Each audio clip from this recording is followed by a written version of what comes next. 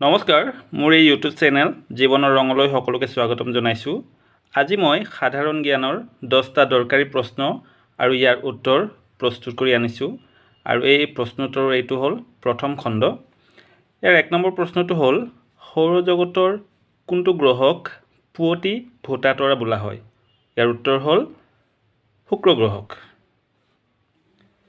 2 number প্ৰশ্ন mount এভাৰেষ্টত সফলতাৰে আৰোহণ কৰা প্ৰথমগৰাকী ভাৰতীয় মহিলা কোন? ইয়াৰ উত্তৰটো হ'ল বাচেন্দ্ৰী পাল। 3 নম্বৰ প্ৰশ্ন অলিম্পিকত পদক জয় কৰা অসমৰ প্ৰথম খেলুৱৈগৰাকী কোন? উত্তৰ হ'ল লাভলীনা বৰগোহাঁই। 4 নম্বৰ প্ৰশ্ন বিখ্যাত জোনবিল মেলা অসমৰ কোন ঠাইত অনুষ্ঠিত হয়? আৰু ইয়াৰ উত্তৰটো হ'ল মৰিগাঁও জিলাৰ জাগিৰোডৰ কাষত। 5 নম্বৰ প্ৰশ্ন অসমত থকা ৰাষ্ট্ৰীয় উদ্যানৰ সংখ্যা কিমান? আৰু ইয়াৰ উত্তৰটো হ'ল 5খন।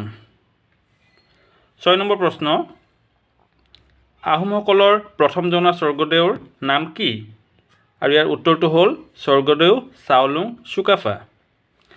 7 নম্বৰ প্ৰশ্ন অসমৰ কোনজন প্ৰখ্যাত খেলুৱৈক ধিং এক্সপ্ৰেছ নামেৰে জনা যায়? আৰু ইয়াৰ উত্তৰটো হ'ল হিমা দাস। বিখ্যাত দৌৰবিদ হিমা দাসক ধিং এক্সপ্ৰেছ নামেৰে জনা যায়। 8 নম্বৰ প্ৰশ্ন এছিয়াৰ প্ৰথমটো তেল শোধনাগাৰ ক'ত অৱস্থিত? আৰু ইয়াৰ উত্তৰ হ'ল অসমৰ ডিগবৈত।